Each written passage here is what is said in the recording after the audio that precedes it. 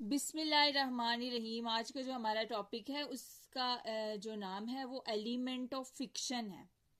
इस पे आने से पहले मैं सबसे पहले आपको बताऊंगी कि फिक्शन क्या होता है और नॉन फिक्शन क्या होता है। बहुत सारे स्टूडेंट्स इन दोनों टर्म्स को मिक्स करते हैं, इनको मिक्स मत करना। इसमें यहाँ पर ये नहीं है कि एफ से फिक्शन और एफ से फैक्ट्स, ऐसा बिल्कुल भी नहीं है। फिक्शन जो होता है ये नॉन फैक्चुअल होता है, फैक्ट्स पे बेस्ड नहीं होता, ये स्टोरी होती है। फैक्ट्स क्या होता है, हकीकत होती है ना, तो हकीकत पे ये बेस्ड नहीं होता, ये नॉन फैक्चुअल होता है। लेकिन जो हमारे पास नॉन फिक्शन होता है वो फैक्चुअल होता है। ओके, ये थोड़ा गड़बड़ है लेकिन ये हमें अच्छे तरीके से जहन में रखना है। यहाँ पे वो चक्कर नहीं है कि एफ से फिक्शन और एफ से फैक्ट्स, नो। यहाँ पे एफ से फिक्शन एफ और नॉन फैक्चुअल आएगा, और वहां पर जो क्या कहते हैं उसको नॉन फिक्शन है उसमें फैक्ट्स बेस्ड चीजें बताई जाएंगी। फिक्शन जो होती है ये नॉन फैक्चुअल होती है, मतलब स्टोरी बेस्ड होती है, इसमें स्टोरीज चल रही होती हैं। मतलब कॉन्फ्लिक्ट्स होंगे, उनका फाइनल नतीजा निकलेगा, पहले क्या होगा ये सारी कहानियां होती हैं फिक्शन के अंदर। फॉर एग्जाम्पल आप देखें नॉवेल्स, नॉवेल्स आप पढ़ते हैं, नो मैटर कि आप उर्दू नॉवल पढ़ रहे हैं इंग्लिश नॉवल पढ़ रहे हैं, दोनों के अंदर स्टोरीज चल रही होंगी। तो स्टोरीज जिसमें भी आ जाए, यानी अनरियल चीज जिसमें भी आ जाए वो फिक्शन होगी। इसी तरह से आप कोई शॉर्ट स्टोरी पढ़ रहे हैं, ड्रामा देख रहे हैं, ये सारा फिक्शन में आएगा। क्लियर? इसी तरह से जो नॉन फिक्शन होता है ना उसमें हकीकत बताई जाती है। उसमें क्या होगा, उसके अंदर एसेज वगैरह, कोई हिस्ट्री पे बेस्ड कोई वर्क हो, कोई हकीकत बयान की गई हो, किसी इवेंट की तरफ इशारा हो कि 2022 में ये हुआ था, इस तरह से। ठीक है, तो वो फिक्शन नॉन फिक्शन हो गया, ये फिक्शन हो गया। तो डिटेल में हम फिक्शन को डिस्कस करने वाले हैं। वैसे मुझे उस पर सेपरेट वीडियो भी बना दूंगी, डिटेल में उनकी कैरेक्टरिस्टिक्स भी बता दूंगी, लेकिन जो फिक्शन है आज इसके हम एलिमेंट्स को डिस्कस करेंगे। सॉरी, ये जो एलिमेंट मैंने लिखा हुआ है यहाँ पर मैं एलिमेंट्स लिख देती हूँ। एलिमेंट्स ऑफ फिक्शन क्या है? सबसे पहले होता है प्लॉट। प्लॉट का क्या मतलब होता है, ये इसका पहला जो मैं यहाँ पे एलिमेंट डिस्कस करने वाली हूँ डिटेल में, वो प्लॉट है। प्लॉट का क्या मतलब होता है कि अगर कोई भी स्टोरी है ना, मैं आपको वो स्टोरी बताती हूँ जो सबको पता है, जो हम बचपन में पढ़ते हैं, थर्स्टी क्रो वाली। अब उस स्टोरी को देखें, उसके अंदर प्लॉट क्या होगा? प्लॉट का मतलब होता है कि क्रोनोलॉजिकल ऑर्डर में चीजें हो रही हैं। ये नहीं कि पहले उसने पानी पी लिया, ये हो गया, वो नहीं, अच्छे तरीके से क्रोनोलॉजिकल ऑर्डर यानी सीक्वेंस में कुछ इवेंट्स बताए गए हैं जिससे वो स्टोरी पहले कॉन्फ्लिक्ट स्टार्ट होता है, फिर क्लाइमैक्स पे पहुंचता है, फिर एंड होता है, फिर ये होता है, सारा कुछ सीक्वेंस में है। ठीक है, जिस प्लॉट एक ऐसा एलिमेंट ऑफ फिक्शन है जिसमें जो स्टोरी है वो क्रोनोलॉजिकल ऑर्डर में यानी सीक्वेंस में अरेंजमेंट ऑफ इवेंट्स में बताई जाती है। इसका प्रॉपर एक स्टार्ट होता है, फिर मिडल होता है, फिर जो होता है वो क्या कहते हैं उसको, एंड होता है। ये सारी चीजें एक सीक्वेंस में होती हैं। ठीक है, तो इस तरह की अरेंजमेंट ऑफ इवेंट्स को हम क्या बोलेंगे? प्लॉट। फॉर एग्जाम्पल आप अगर देखें थर्स्टी क्रो अगर स्टोरी है ना, हम उसकी बात करें, एक्सपोजिशन का मतलब आपने जेन में रखना है कि ये start of the story is called exposition. ठीक है, स्टार्ट ऑफ द स्टोरी यानी क्या सिचुएशन है, जो मेन एक्शन है ना स्टोरी का, उससे पहले क्या जो क्या कहते हैं उसको स्टार्ट ऑफ द स्टोरी है, उसको एक्सपोजिशन कहते हैं। एक्सपोजिशन एक्सपोज से निकला है, यानी किसी चीज का एक्सपोज होना, रिवील होना, स्टार्ट होना। फॉर एग्जाम्पल अगर आप कोई ड्रामा भी देखें, हिंदी ड्रामा की मैं एग्जाम्पल यहाँ पे अच्छे से कोट करूंगी, वहां पर वो कोई प्रॉपर एक्शन स्टार्ट होने से पहले जो हमारे पास न्यू ड्रामा स्टार्ट होता है उसमें पहले आपको वो फिजिकल अपीयरेंस दिखाएंगे हीरोइन की, आपको पहले वो जगह दिखाएंगे कि वो कहाँ पे रहती है, क्या होता है, सारी सिचुएशन बताएंगे बिफोर द मेन एक्शन, तो उसको हम कहते हैं एक्सपोजिशन। यहाँ पर अगर हम थर्स्टी क्रो की बात करें तो ये इतना प्यासा है, ये इधर उधर घूम रहा है, कुछ कहाँ कहीं भी उसको पानी नजर नहीं आ रहा, तो ये इसका स्टार्ट हो गया। ठीक है, इसने अभी को क्या किया, पानी ढूंढा, इसको पानी नहीं मिला, बहुत प्यासा है, ये एक्सपोजिशन है। क्लियर? ये स्टार्ट ऑफ द स्टोरी है, समझ आ गई। उसके बाद आ गया राइजिंग एक्शन। राइजिंग एक्शन में क्या होता है कि जो मेन इश्यू था ना ये तो एक्सपोज हो गया, अब क्या होगा कि आखिर इसको कौन कौन सी सिचुएशन पेश आ रही हैं कि वो पानी नहीं ढूंढ पा रहा, कौन से कन्फ्लिक्ट्स हैं जो कि स्टोरी के अंदर चल रहे हैं, जो जो प्रॉब्लम्स हैं जो इसको फेस आ रही हैं, और उसके बाद मतलब जो मेन टॉपिक है उसकी तरफ इशारा है। लाइक यहाँ पे तो उसको नहीं मिल रहा पानी। राइजिंग एक्शन में ये क्या करता है कि स्टोरी थोड़ी राइज होगी। कैसे कि आखिर इसको क्या हो गया, पानी दिख गया। ठीक है, क्या हुआ कि ऐसा राइजिंग एक्शन क्या होता है, ऐसा इवेंट ऑफ द स्टोरी जो कि स्टोरी को आगे बढ़ाता है, राइज कराता है किसकी तरफ, क्लाइमैक्स की तरफ। अब क्लाइमैक्स क्या है, क्लाइमैक्स बहुत इंपॉर्टेंट चीज है, बहुत ज्यादा इंपॉर्टेंट।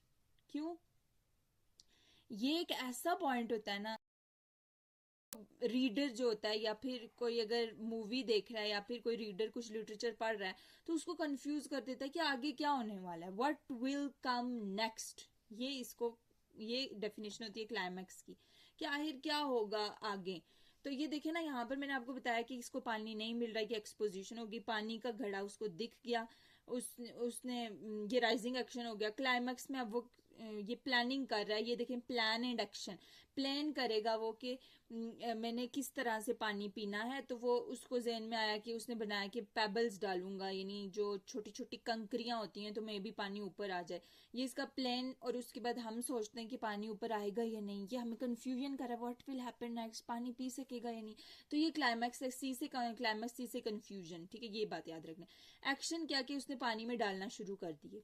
फॉलिंग एक्शन क्या होता है कि आहिस्ता आहिस्ता सब कुछ रिजॉल्व होना शुरू हो जाता है, जो जो प्रॉब्लम्स थी वो अब निपटना शुरू हो गई हैं। फॉर एग्जांपल पानी ऊपर आना शुरू हो गया, अब देखें ये जो प्रॉब्लम थी खत्म हो गई ना। अभी इसने क्या किया, पानी पी भी लिया। ठीक, डायनोमेंट क्या होता है, दो नाम होते हैं आखिरी स्टेप के जो एंडिंग ऑफ द स्टोरी होती है, एक डायनोमेंट और एक रेजोल्यूशन। इनका मतलब ये होता है कि आखिर पे क्या होता है, तो आखिर पे जब ये पानी होते हैं आखिरी स्टेप के जो एंडिंग ऑफ द स्टोरी होती है, एक डायनोमेंट और एक रेजोल्यूशन। इनका मतलब ये होता है कि आखिर पे क्या होता है, तो आखिर पे जब ये पानी पी लेता है तो उसको सेटिस्फेक्शन मिल जाती है, रिलीफ मिल जाता है।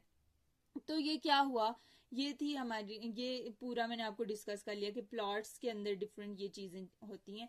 अगर आपको स्टोरी का प्लॉट समझ आ जाए तो बाकी सारी चीजें बहुत आसान हो जाएंगी, पूरी स्टोरी आपको समझ आ जाएगी। ठीक है, अगर आपसे कोई कहता है कि इस स्टोरी में क्या है, ठीक है, आप किसी भी कॉम्पिटिटिव एग्जाम्स के लिए जा रहे हैं या फिर आप किसी इंटरव्यू के लिए जा रहे हैं और वो आपको कहते हैं कि आप ये स्टोरी, आपके हाथ में एक बुक दे देते हैं, ये स्टोरी पढ़ें और इसको एक्सप्लेन करें, आप 3 मिनट में एक्सप्लेन करें।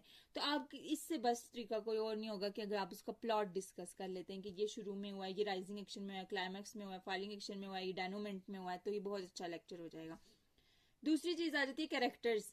कैरेक्टर्स जो हैं, जरूरी नहीं है कि लोग ही कैरेक्टर्स होते हैं स्टोरीज के अंदर। समटाइम्स ऐसा भी होता है, जैसे हमने बचपन में पढ़ा भी होगा, एक कुर्सी की आप बीतती, वहां पर कुर्सी ही है कैरेक्टर। जरूरी नहीं है कि ये एनिमेट ही होगा, ये लिविंग ही होगा, ये नॉन लिविंग भी हो सकता है, पीपल भी हो सकते हैं, थिंग्स भी हो सकती है, जैसे मैंने आपको कुर्सी वाली बात बताई। एनिमल्स भी हो सकते हैं। फॉर एग्जाम्पल आप अगर कौन सा प्ले है, आई थिंक गुलिवर्स ट्रैवल है, हाँ, गुलिवर्स ट्रैवल अगर आपने नहीं देखा या उसकी मूवी उस पर बेस्ड, या फिर अगर उसको नहीं रीड किया तो रीड करें। उसके अंदर जो है वो हॉर्सेस बात करते हैं ह्यूमंस की तरह, तो वो भी कैरेक्टर्स हैं, वो एनिमल्स। ठीक, तो इस तरह से हो सकता है। क्लियर। इसी तरह से एक और है एनिमल फार्म। अगर आपने वो नहीं देखा, आप उसको भी देखें, जॉर्ज ऑरवेल ने लिखा हुआ है, उसके अंदर भी एनिमल्स आपस में बात करते हैं, तो वो भी कैरेक्टर्स हैं। क्लियर।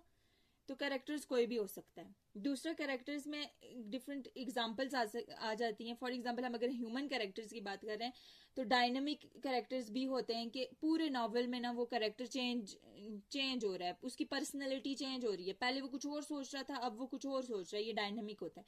स्टेटिक के वो शुरू में जैसा था आखिर तक वही है। जैसे विलन की अगर हम एग्जाम्पल देखें, शुरू में भी बाजुकात बुरे होते हैं, आखिर पे मरते हुए भी, अगर सपोज कि उनका अंजाम ये होता है कि उनकी डेथ हो जाती है, लेकिन स्टिल वो बुरे ही होते हैं। तो ये आप स्टेटिक की एग्जांपल आपको दे रही हूँ। ठीक है, स्टेटिक ये भी होता है कि फॉर एग्जांपल एक म्यूजिक बजाने वाला है, वो आखिर तक म्यूजिक बजा रहा है, उसको कोई रोल नहीं है, वो स्टेटिक होगा।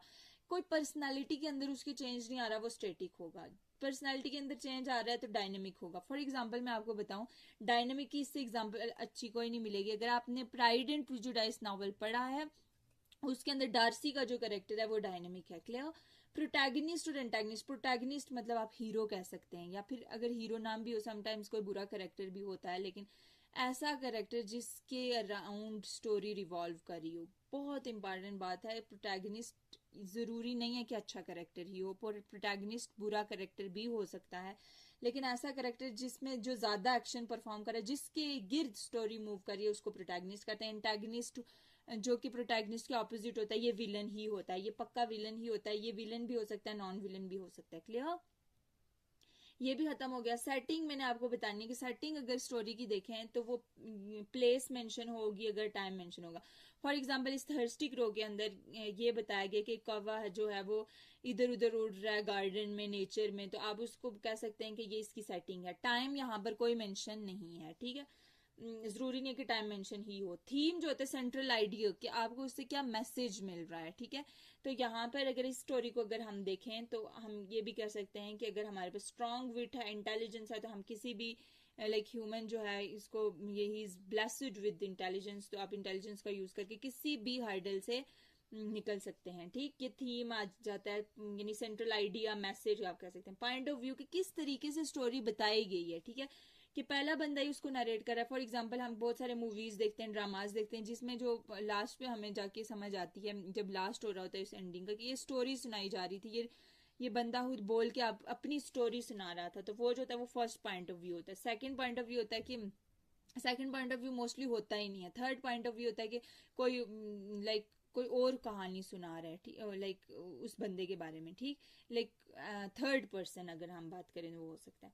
फर्स्ट पर्सन भी हो सकता है, सेकंड भी, थर्ड भी। सेकंड मोस्टली होता ही नहीं है, फर्स्ट मैंने आपको बता दिया। थर्ड जो होता है वो लाइक हम किसी की स्टोरी सुना रहे हो इस तरह से, ठीक है। Point of view.